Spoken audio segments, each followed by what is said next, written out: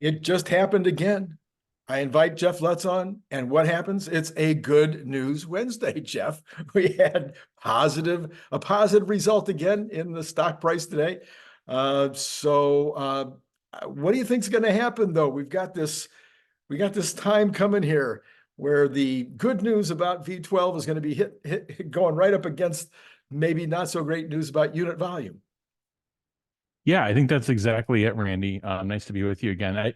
I think we're at this point now of, you know, is the story going to shift and change for the company to be more about its software as a service and autonomous features? Is this, as Elon calls it, baby AGI? Is Tesla really shipping an AI, powered vehicle? I think that, it sounds like they want to be more forward about it. They want people to see it on every car that's being sold now, every car that's being serviced. So what's nice, I tweeted or posted about this is, yeah, I think people are trying to overanalyze these Elon emails. He's just making a statement of like, our product superiority is greater than our product awareness. And I Right. think he wants to fix that.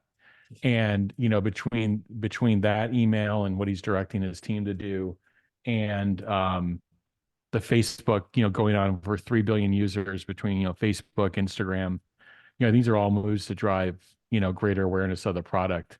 And he's really putting, I think they realize that, what got them to this point may not be what gets them to the next point in sales. So, yeah, I think that's where we're at. So, what do you think he meant by baby AGI? I've been having that conversation, and I have my idea. What is your idea about what he means by that? Well, it feels like when you drive 12.3 or above, it feels like, I said this, it feels like there's somebody thinking inside of your car and making moves, more human-like moves. So, the car has an inference chip and the car has cameras as eyes. It's seeing, it's processing information, and it's making decisions based off of its inferencing capability real time. It never doesn't know what it wasn't told what a roundabout is. I think that's what he means. I think it's a very uh underexposed element that Tesla has out here. I think Brad Gerstner from Altimeter Capital was calling it, kind of another Chat GPT moment most have not seen. And I think when it gets out there and there's more awareness, I think it's a good thing for Tesla. I think that's one of the, I mean, it could be one of the reasons why there's some decent price action, I guess of late in the last couple of weeks. It's not been great price action quarter to date. Obviously, it's down, 25 to 30%. But of late, it seems to be doing well, in the face of, at least choppiness with the other tech stocks. It seems to be doing okay. And by the way, not only is it doing okay, it's absorbing a lot of bad news on earnings and unit volume revisions from all the analysts. So I mean, it's probably, absorbed 10 different price hits in the last couple of weeks.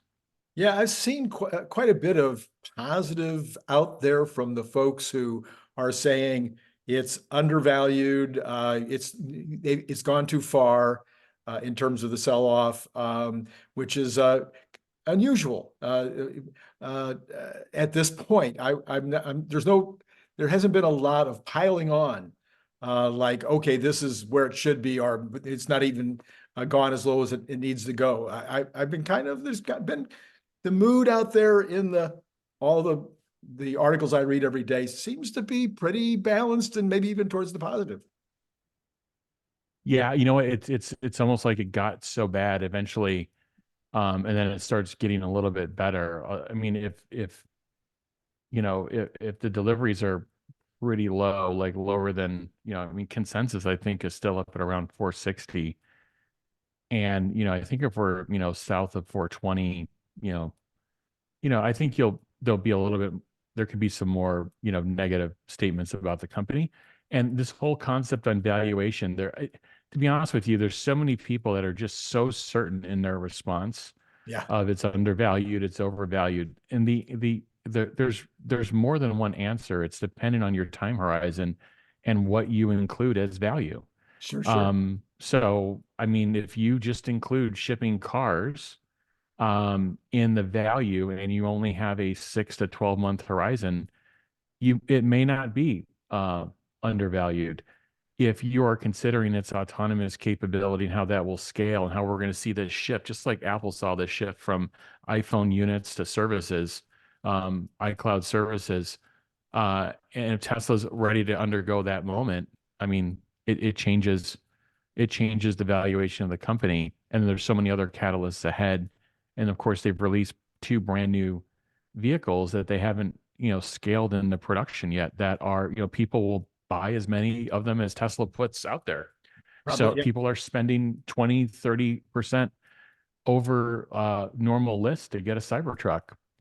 So, but yeah, these are all the things that, again, if your horizon 6 to 12 months, there may be one answer, but if your horizon's just even a little bit more than a year, which by the way, we're in the springtime now, and analysts are going to be, talking less and less about 24 and more about 25. Right, yeah. So these valuation conversations, especially with something like a Tesla, they're going to always be kind of going, there's going to be shots going both ways for a while.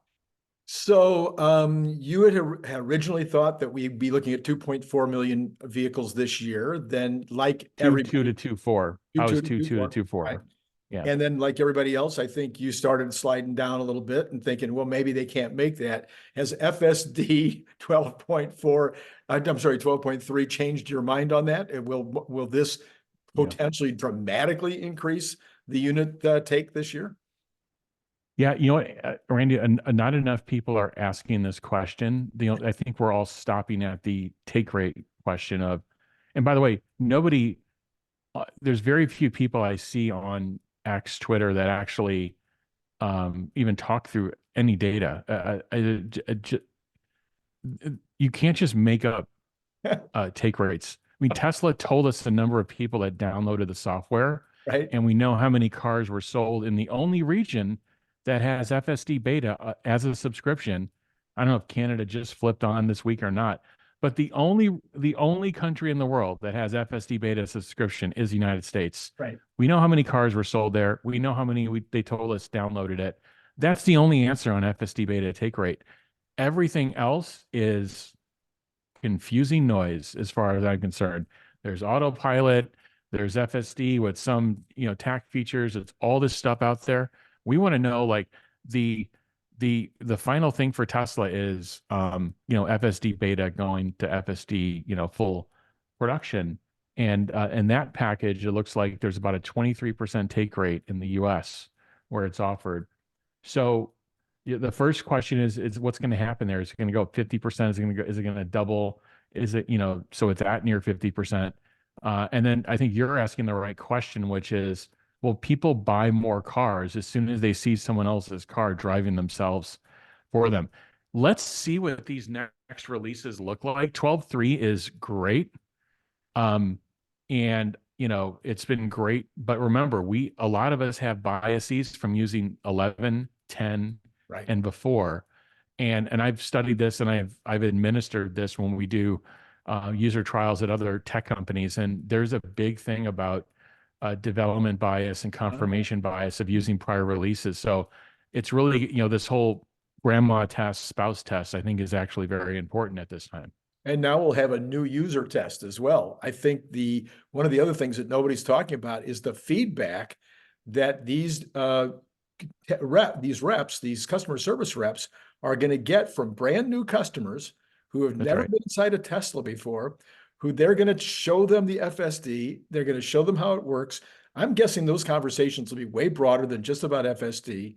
So these reps are going to get all kinds of feedback. And then the rep is going to say, do you want us to leave it on for the 30-day trial or not?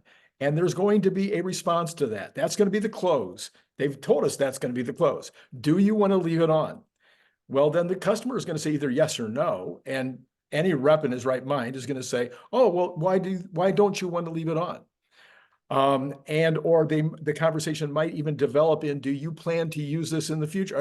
Is it part of your plan to use it in the future? That kind of stuff could be huge in terms of the feedback that these guys will be getting. I don't know. I don't know. I mean, what you say makes sense. I just don't know if people go back after they they take delivery. I don't think they go back unless they have an issue they want to deal with. So they're going to turn this thing on. It's going to come off the factory line, and at delivery, it's going to be flipped on. And they're either going to, they're going to get a note that comes up on their screen that says you're at the end of your trial, you're going to extend it or not. And they'll probably get emails sent to them as well. And that is going to be a big deciding point for a decision point for Tesla. The problem is I don't know what kind of guidance they're going to be able to give at earnings, because I think they just flipped this on a few days ago. Unless they're going to move their earnings date out to have this data point, I think their normal earnings would be week 3 of April, and it would be before the 30-day trial ends. So maybe they want to get this data point. Maybe they'll have some interim data points of just people who knows. The other thing Tesla needs to be careful of is they're expanding and they're growing very quickly, and not all the reps are very well versed in FSD. Right. So they have to make sure that, from the morning coverage of deliveries to the evening. And by the way, I'm not here to tell Tesla to run their business. I just know that I've seen a very high distribution of knowledge of FSD from the cars I picked up. And, this may be, now that they're turning on every car, they may want to step up the education on it as well with their service reps. Yeah. Yeah, the thing I find, this is, to me, it feels like a trade show, and not everybody's been in a trade show. I've been in hundreds and hundreds, literally, something like 375 trade shows. And when you're in the booth and people are coming up to you and they're talking to you about your product, you have time that in those 2 or 3 days or whatever the trade show goes to talk about product, and you learn really, really rapidly what the customer is thinking. And so now you can change your pitch a little bit. You'll talk to other reps. The other reps will have heard this, that, and the other. The company will have meetings and talk about what they're getting back. So that's what I'm talking about. There's going to be a feedback loop, a really fast feedback loop, just like Elon has on Twitter, on X. There's going to be this feedback loop of all these reps talking to all these customers for probably a half an hour, while they're doing this little test. I think this is going to be hugely valuable in terms of the customer feeling better. I know when I went and picked up my car, there was nothing, man. They gave you the card key. You went to the car and you drove away. And that was a little freaky. This little 20 minutes, 30 minutes that they're going to spend with the customer, I think is going to be a positive from that standpoint too. Yeah. The question is what does it mean? What does it convert to? So the conversion piece, I think, is gonna be interesting for them. I think Tesla makes the big jump in FSD by stabilizing. So first off, they got to get the feature complete in the US. They got to get all the code. They got to get all the features in. Right. They got to get it tested, unit tested. They got to get it out to their employees. They got to get it out to us. And so that's probably over the next month. I think they'll get the feature complete in April. And then they need some time for bug stability. Now, in the world of AI, it looks like they're going to be able to move through this a lot quicker. It looks like they're going to be able to take on kind of bigger chunks of improvements quicker. And so that's the thing. I don't think any of us know how to predict very well. I don't know if they know how to predict. They all seem very excited internally. Yeah. But I think the playbook is stabilize it in the US, make sure Canada is a fast follower, within a week or something. And then we got to bring up the next big region. There's a couple million Teslas in Europe. There's a couple million Teslas in China, rest of Asia. And that's, that's a lot of units. So that's right. So the other big question, and this has been, I've seen maybe the number one discussion on X for the last couple of days regarding Tesla, has been about what to charge folks. And for FSD. And I started talking about this, I don't know, 7 or 8 months ago, because we drive our Tesla less than 1,000 miles a month. Between us, between my wife and I, less than 1,000 on a normal month, less than 1,000 miles.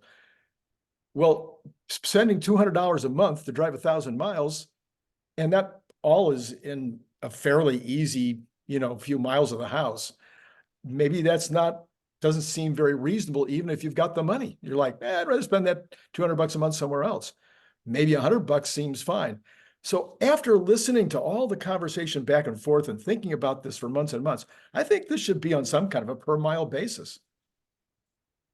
Yeah, no, precisely. I think what Tesla needs to do is this hasn't been a priority for them because the product wasn't ready. So I think they knew that they needed to get a subscription model. Like there's no question about that. Because remember, for years we were just buying this, Right. many thousands of dollars up front. Used to be $2,000, then it went to 4 or 6, and then now it's this gigantic, purchase with respect to the rest of the cost of the vehicle. So I don't think that this has been top of mind because the product wasn't there. Now the product is there, and I think you're spot on. I think they do need to come up with something that is more bite-sized chunks and palatable for people. $200 is 10 Netflix Yeah. subscriptions a year. That people look at this stuff and it's important to them. So yeah, and I agree with you. If you have the money or not, you still want to spend it effectively and wisely, which is, by the way, something I do not do with cars at all. It's my one Me either. huge Me blind either. spot. But other things I do well. So yeah, I agree with you. That I think the first step is get the product right, and then the next step is like now offer. And by the way, get the product right, and now see what your take rate is. You Yeah, don't want to cloud the take rate data by changing the model first. You want to see what the take rate is and understand and stabilize that take rate with the better product and understand, like, without changing anything, you have the upfront subscription model. What does it look like? And then but in the background, be ready to roll out something that's like a per mile um basis. I think the free trial will help with that too. well, So yeah, you've got it's an another exciting time.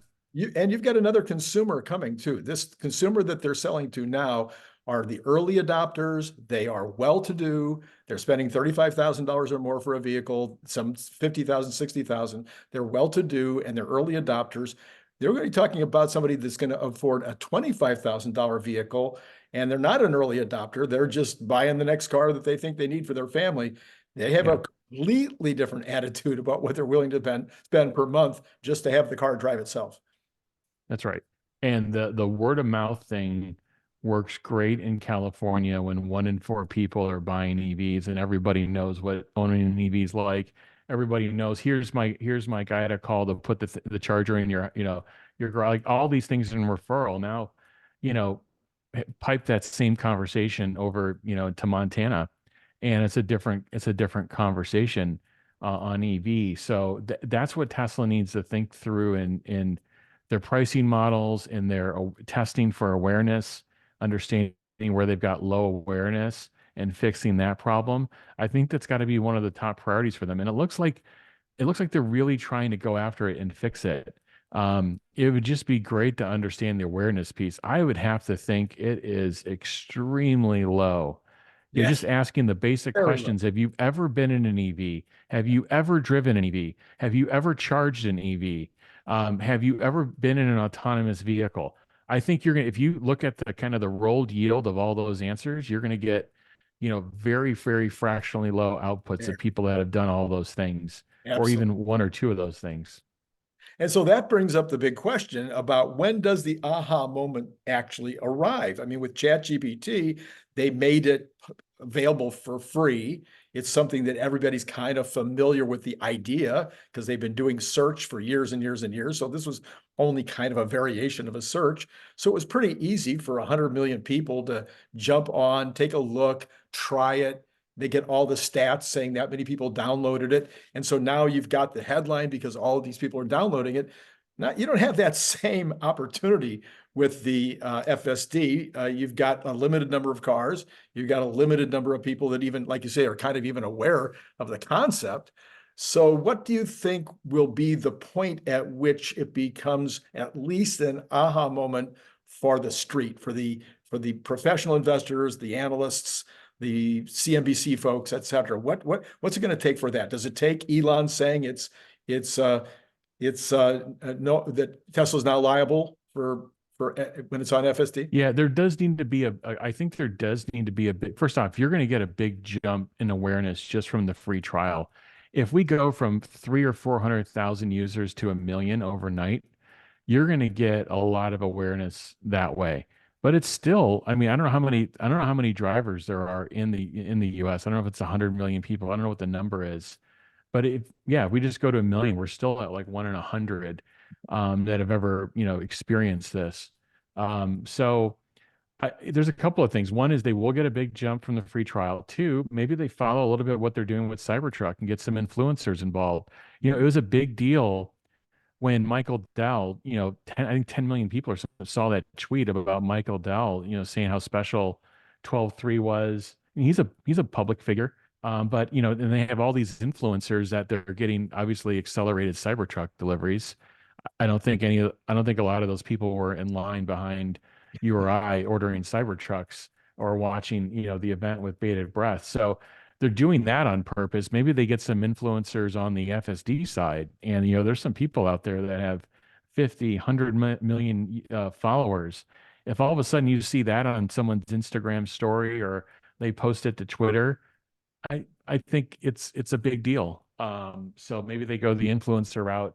And again, getting to Europe and getting to the rest of the world, getting to the 6 million robots they put out there that they've enabled is another way to have that moment.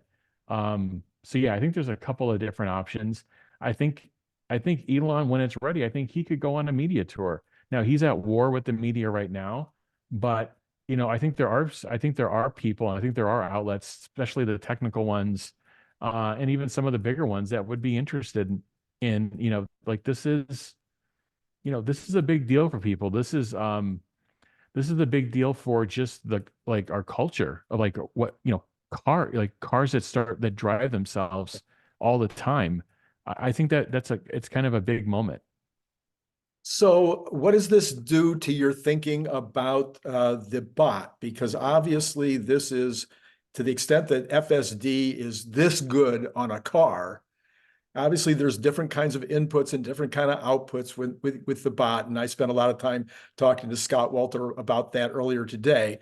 By the way, if you didn't see that video, you guys need to see that video. It was a really good one. But anyway, Scott is a genius at this stuff, and he really did a great job of handling, the differences between how FSD, even at this level, will work on the bot. But in terms of your own, when you take a look at what the car can do now, and you think that through in terms of the bot, how does that change your view of how far along we might be on the bot, or how close we might be to something really useful?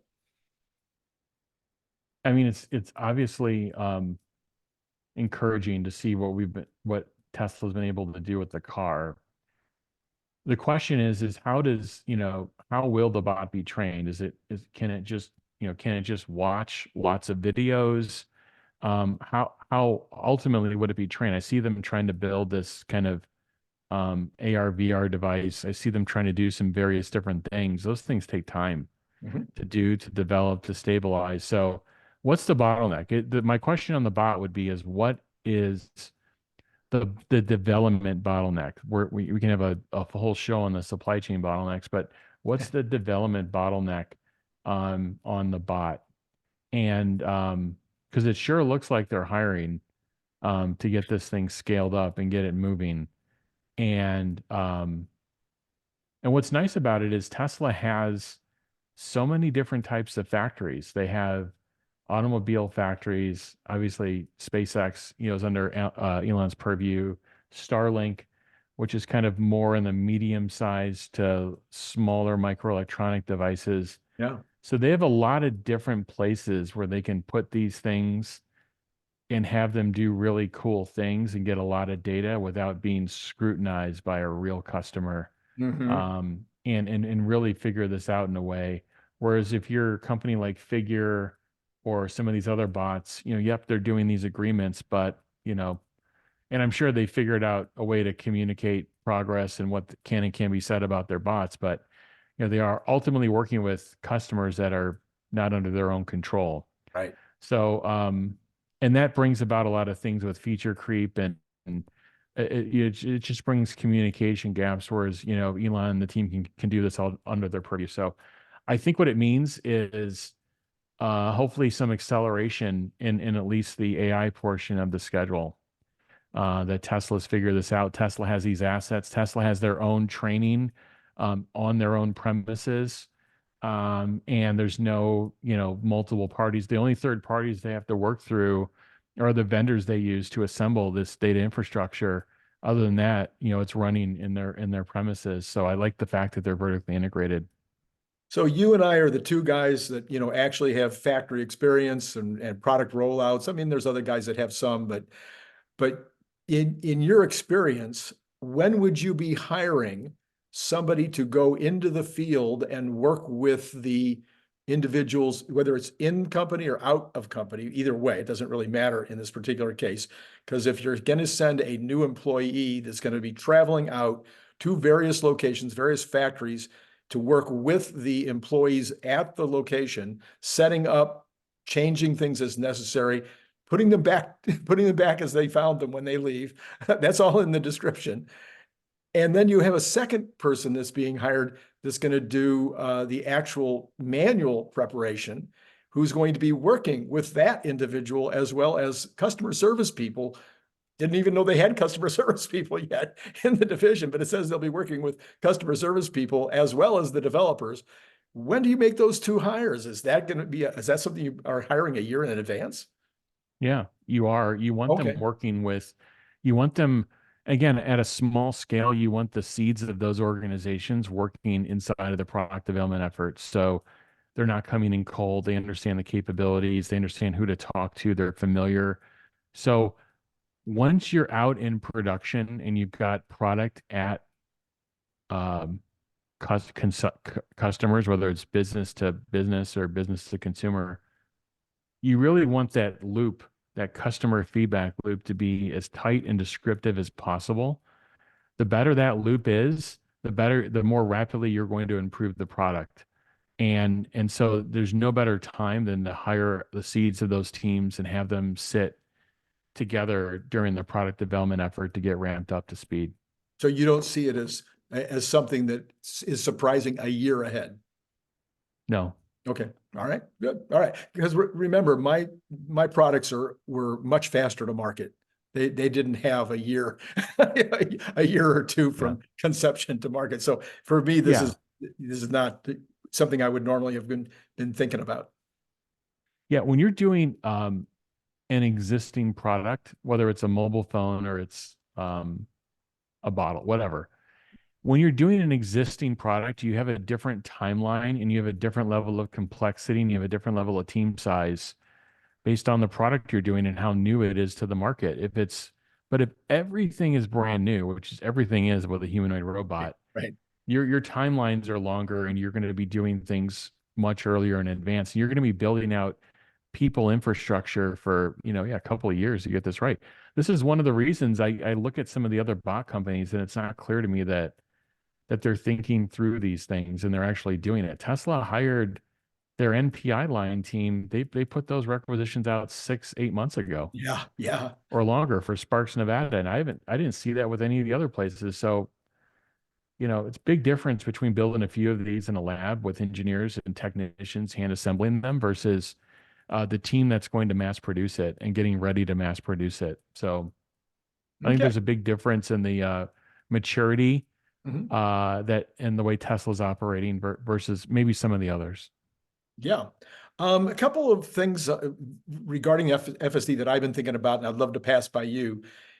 In a perfect world, this FSD in a month or in a month and a half or 5 months, whatever it is, when Elon says you take it off of beta, it's ready to go, features complete.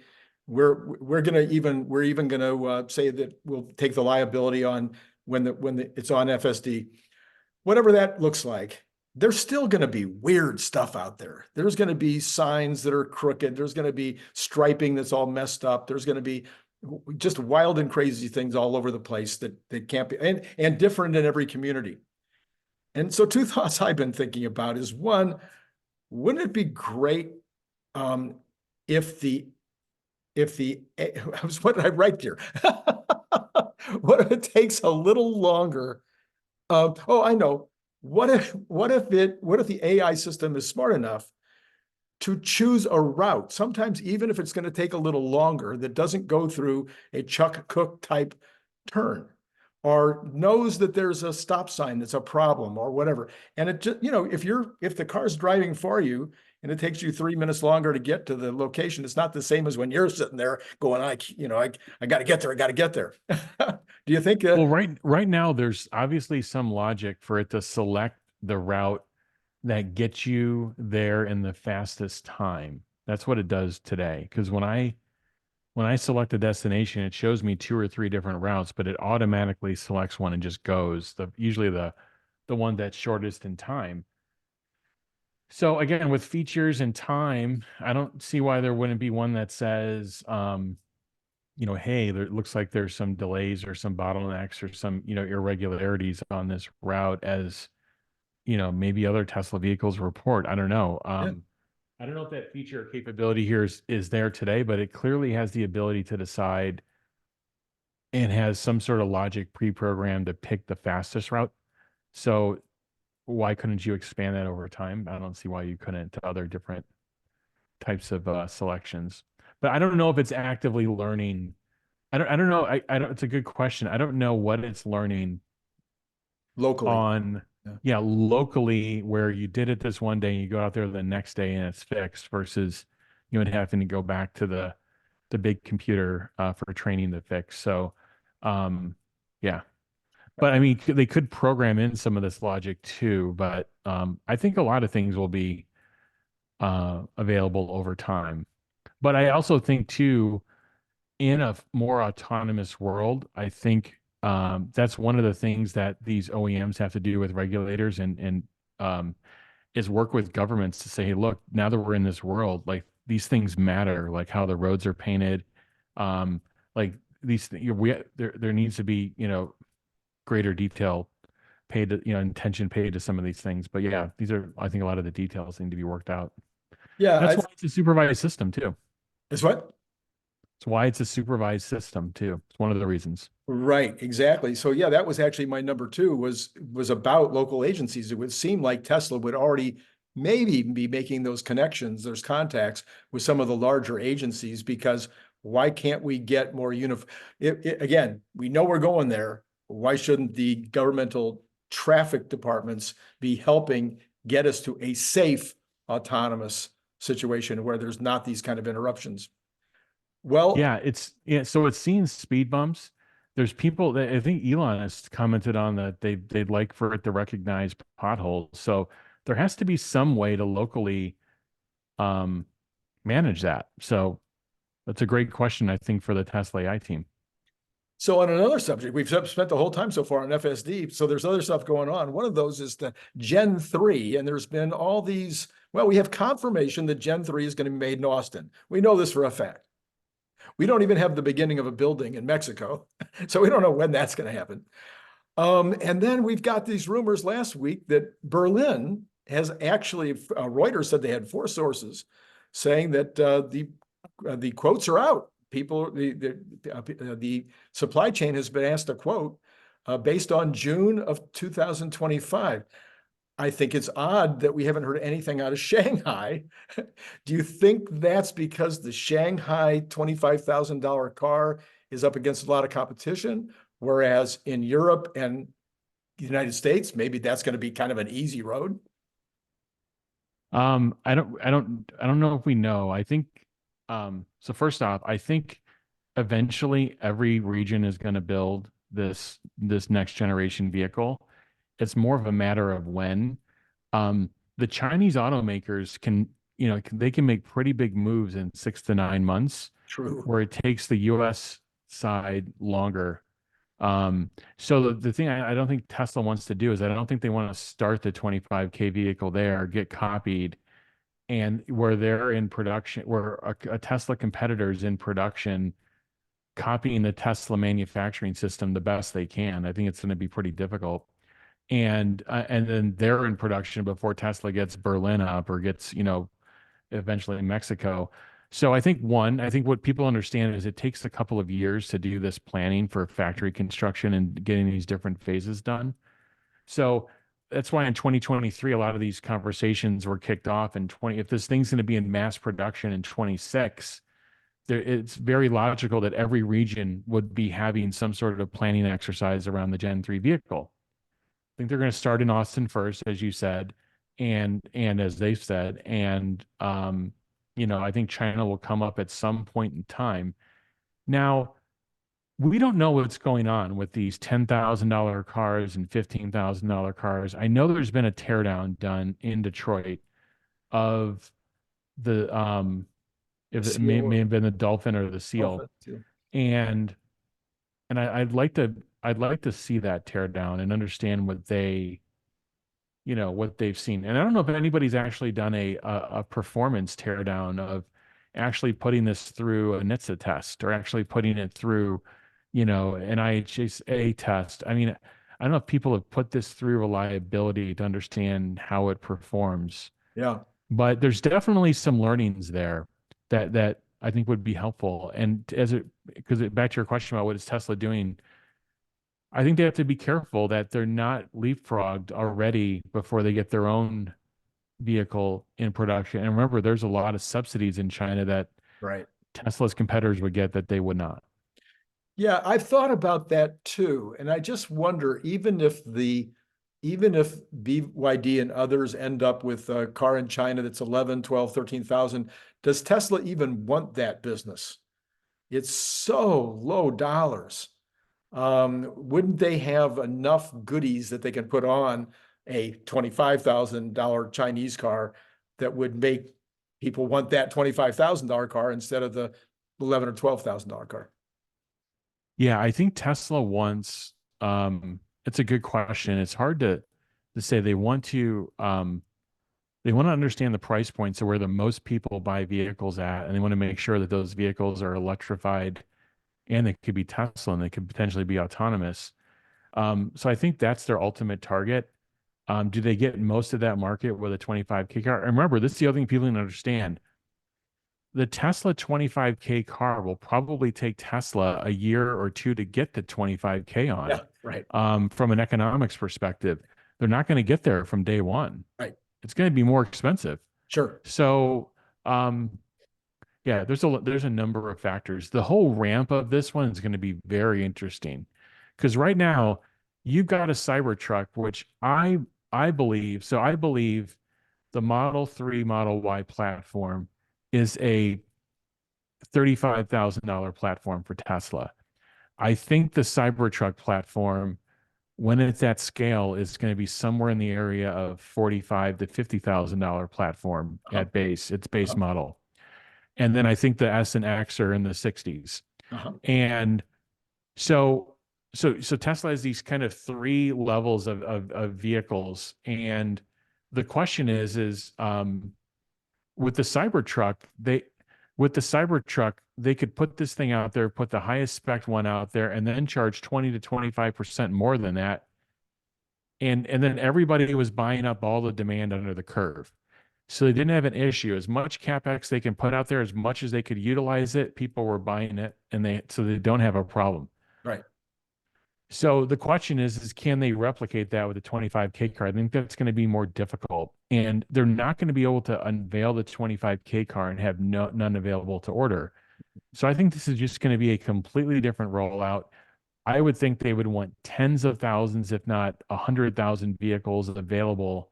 Wow. When they launch the product, so that it can, but again, there's a pro and a con of doing that in terms of from a quality perspective as well. You have to be careful, but I do think that they're going to want to pre-build this product and have it available versus just trying to trickle it out. I don't think people wait 6 to 9 months for vehicles at this price tier. Yeah. Yeah, I hear that. That reminds me of a good question, a good thought that back to FSD that Nicholas Gibbs brought up last night. I'm curious to get your response on it. He said he believes that every single OEM in the country was on the phone to Tesla this week after seeing FSD 12.3. Yeah, what I said is, and I visited many of these places, and I've helped. Yeah. Anyway, forget Yeah. about my background for a minute. I've visited places that are in competition in the past with Tesla, and all of these places they all have Teslas. This is what people understand. They all have labs. They all have competitive test labs. They all have road tracks. They all have Teslas, and I guarantee you, did every one of them pick up the phone and call Elon? No, but if they all got 12.3, they've all been out there driving it, testing it, and doing their own competitive assessment. They're going to know their disengagement rate. They're going to know everything about it. They're going to have more data for their board than we've ever seen. Tesla's not sharing that with broadly. They're going to have a ton of data, and then they'll make a decision. And then they'll make a decision of, are we calling them or not? Or then they're going to say like, okay, this is what Tesla has today on March 27th, Right. 2024. Right. And this is what we're going to have in 2 or 3 years. This is what we have today. This is what we're going to have in 2 or 3 years. By the way, this is more than the performance. It's also the cost structure and the current drain. And I put a tweet out about this today. I don't think anybody has all three of those Right. working. The Right. performance, the cost structure, and the power consumption. I don't think anybody has all three of those working. And so if I were at a competitor, that's what would be in my report. There's three chunks to this report around performance, around current drain, around the cost structure. And as we tore these things down, we're not on a path to get anywhere near these guys. So we could buy it from Tesla. We could charge our consumers a margin on it, and we could be making money on this in 2025 and 2026. Yeah. Or we can wait around for our higher cost solution that doesn't work as well and has a bunch of launch and execution risk. Yeah. So I do think the phone is ringing. I don't know if it's every OEM, but I think every OEM has tested it. If they can get it pushed to their car, they've tested it. Right. Right. Okay. So let's talk about general economic news. We've got this is from Barron's. The average national price at the pump on gasoline was $3.53 per gallon, according to the AAA. We've got JP Morgan strategist Natasha Kaneva saying that she thinks prices could rise above $4 in the next 2 months, partially because Russia is cutting its oil production more than expected. They said they're going to cut another 500,000 barrels. The announcement has helped lift international crude oil prices 3% this month. I don't think that's been the big reason. I think there's a lot going into that, but we now have, we're at 81 plus on Texas Intermediate, 86 plus on that other one. on Brent. Yes, Brent crude, one of those senior moments. Anyway, so we got oil up and we've got gasoline up, and there's no two things really that are more indicative of where inflation might be going. What do you think that this is going to mean in terms the Fed they're going to look at PCE X food and energy, and they're going to be looking for that trend. I think we get a PCE on Good Friday. Yep. And that's what they're going to be looking at. They know that their what they do with interest rates does not have an overarching impact on the price of oil and gasoline. So I think it could make the headline number a little bit of a challenge, but I think they're going to look at PCE, X energy and make a lot of decisions based off of that. Okay. All right. So you don't think it'll matter much to their decision to potentially cut in July. But we know that oil trickles down through, so to speak, through the rest of everything we buy, oil and gas. It's going to affect, it's going to affect the cost of your house if you're building a house. I mean, it affects every single thing. So you don't think this will cause them to go, maybe we stay higher for longer? No, I think the summer driving season, there's usually a little bit of a bump up. And I think it's, like I said, there could be risks to the headline, but I think the Fed has metrics to kind of look past that and understand what's embedded, what's ingrained inflation versus, dare I say, transitory. Dare you say? So, I'm looking here at Tesla after hours, And we were negative 56 cents or something when you and I started this conversation. We are now up 98 cents. So somebody got excited and bought some Tesla in the after hours. Yeah. So that's a total. We had 216 in the regular daytime. We're at 98. We're now, solidly over 180. People are saying that there's another maybe a hard cap at 185, but then it goes to like 205 or something from there. You have any thoughts on these points of departure? I think they're there. Those are the technical levels, near term, where there's some resistance. The people are looking at volume shelves of where people have been buying the stock, where they've been selling it, and yeah, it's basically been it's chopping in a trading range. You know, I find it interesting. We're going into the end of a quarter. Usually there's some window dressing. I don't know how many uh, institutions are going to want to say that they owned the stock in the quarter, and maybe there could be some selling as a result. Again, I don't like to predict or think I know daily activity, but it should be interesting to see what happens tomorrow. Yeah. And you've got the P&D on Tuesday, or Monday or Tuesday, right? Probably. And yeah, it should be interesting. Um, but yeah, it's hard. Again, it's hard to predict kind of that day in, day out behavior. But in terms of the real the big technical indicators are the 50 and the 200 day. And I checked that a day or two ago. That was at, I think, 217 and 234. So we're well below those. Yeah. Once the stock gets between those two indicators, then and it closes a couple times about in between those two, then you've got some stability forming. Right now, you don't have it. Right. Right. So we've got bonds up 0.6 of a basis point. That's the 30, of course, the 10-year in the pre-market. And my app is broken. I don't know why my app is broken, so I can't see the rest of the bonds. but so I'll find out how I can fix my app before tomorrow morning. But for now, that's all I've got on the bond market. Going into the PCE on Friday. The bonds have been down. They're sitting at 4.2 right now on the 10-year. It's under that kind of 4.25 that seemed to have been another one of those shelves. So right now, people seem apparently they're fairly comfortable about the PCE on Friday.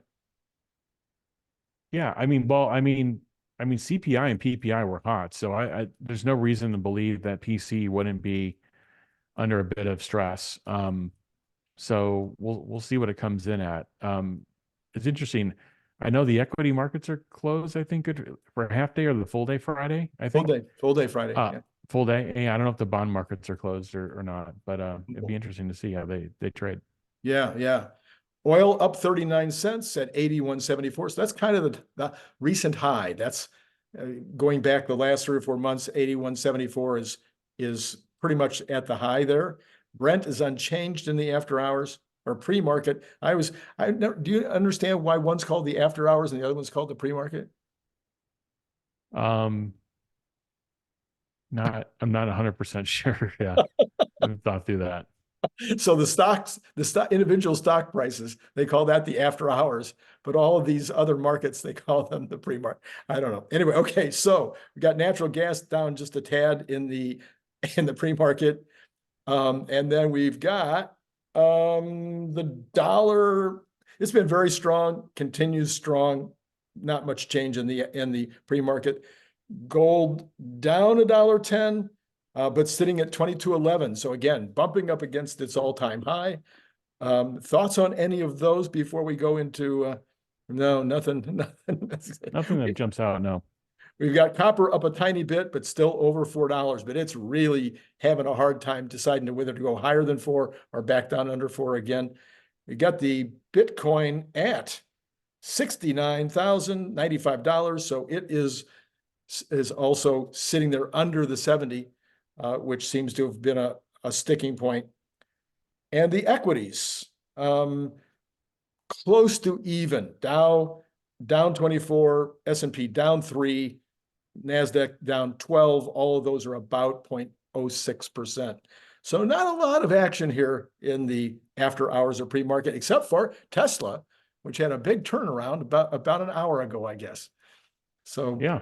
we'll see what happens tomorrow. My feeling has been, like we talked about in the very beginning, is that Tesla should continue upward just based on this FSD thing. It's going to be an awareness issue for the street, for the investors.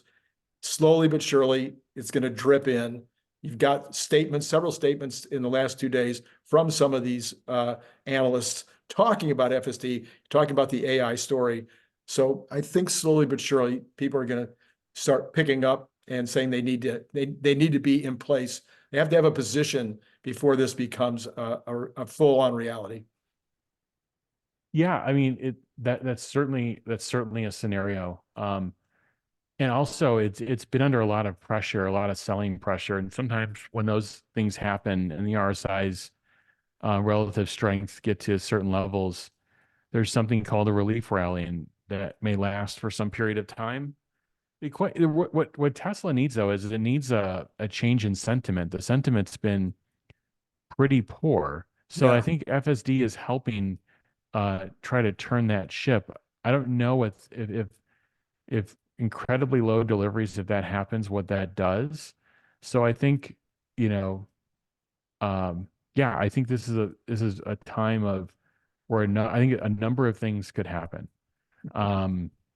So we'll see. And you have the delivery number, then you have the earnings day. So those two things sometimes bring about different activity, in the stock. So I think it's going to be a very interesting time. And through that whole thing, there's going to be newer versions of this full self-driving, but someone at some point, some big analyst has to step up and dollarize what it means for 2024 and 2025.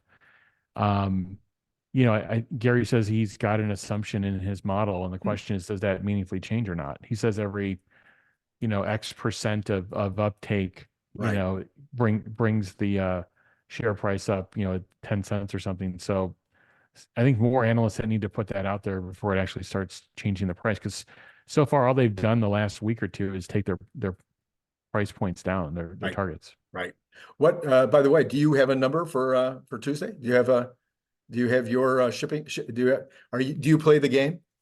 I mean, I play the game as more of a spectator. I respect the people that are actually flying drones, counting VIN numbers, doing those things. So hats off to them and the people that are doing the analytical work.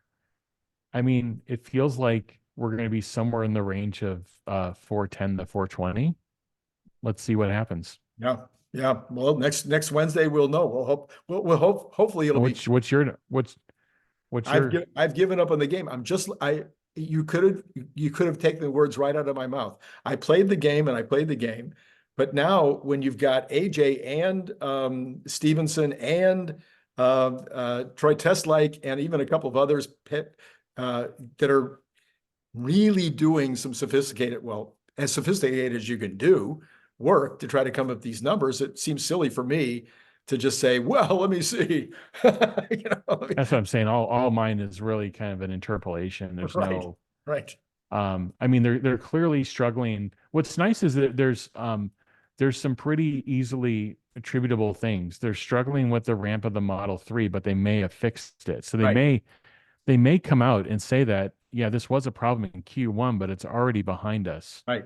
And then they've struggled with the Cybertruck, but I think some of that's on purpose to have a controlled rollout. And they may have a positive story on that. Like, hey, they may say something like, we're ahead of our ramp plan right now. Yeah. And we're on a higher trajectory than we thought in the beginning of the year. Yeah. And all you need is a couple of things out there like that, and the sentiment really starts changing quickly. All right. Well, Jeff, we've almost done an hour here. I don't know. Time flies fast when you're having a good time. And of course, this is Good News Wednesday, and we've had really good news today. And thank you, as always, for co-hosting. You can't know how much I appreciate it. So Thanks, for all of you out there, it has been great talking to you.